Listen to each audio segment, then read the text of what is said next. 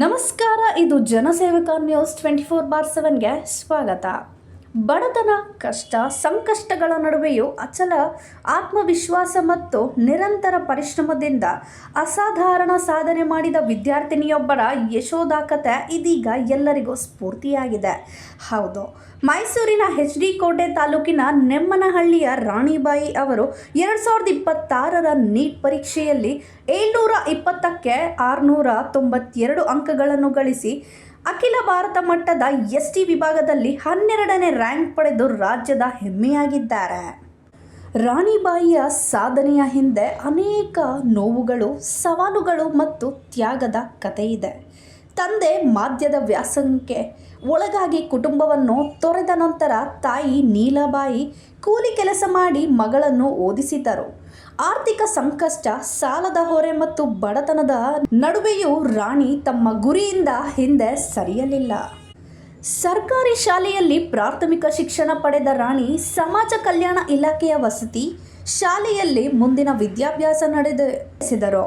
ನಂತರ ರಾಮನಗರದ ಮಹಿಳಾ ಸರ್ಕಾರಿ ಪದವಿ ಪೂರ್ವ ಕಾಲೇಜಿನಲ್ಲಿ ವಿಜ್ಞಾನ ವಿಭಾಗದಲ್ಲಿ ವ್ಯಾಸಂಗ ಮಾಡಿದರು.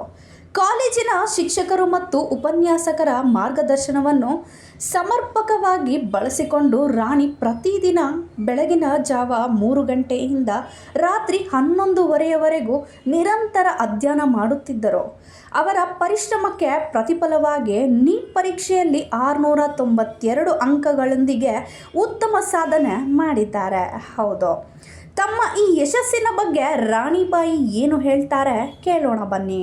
ನನ್ನ ತಾಯಿ, ಶಿಕ್ಷಕರು, ಉಪನ್ಯಾಸಕರು ಮತ್ತು ಬಂಧುಗಳ ಪ್ರೋತ್ಸಾಹವೇ ನನ್ನ ಯಶಸ್ಸಿಗೆ ಕಾರಣ. ನಾನು ವೈದ್ಯವಾಗುವ ಕನಸು ಹೊಂದಿದ್ದೇನೆ. ಮುಂದಿನ ದಿನಗಳಲ್ಲಿ ಬಡ ಮತ್ತು ಅಗತ್ಯವಿರುವ ಜನರಿಗೆ ಉತ್ತಮ ವೈದ್ಯಕೀಯ ಸೇವೆ ಸಲ್ಲಿಸುವುದು ನನ್ನ ಗುರಿಯಾಗಿದೆ ಎಂದು ರಾಣಿಬಾಯಿ ಹಂಚಿಕೊಂಡಿದ್ದಾರೆ. ಅಸಾಧಾರಣ ಸಾಧನೆ ಮಾಡಿದರೂ ವೈದ್ಯಕೀಯ ಶಿಕ್ಷಣದ ವೆಚ್ಚ ಭರಿಸುವುದು ಕುಟುಂಬಕ್ಕೆ ದೊಡ್ಡ ಸವಾಲಾಗಿದೆ. ಸರ್ಕಾರ, ಸಮಾಜ ಸೇವಕರು ಹಾಗೂ ದಾನಿಗಳು ನೆರವನ ಕೈ ಚಾಚಿದರೆ ರಾಣಿಬಾಯಿಯ ವೈದ್ಯವಾಗುವ ಕನಸು ನನಸಾಗಬಹುದು.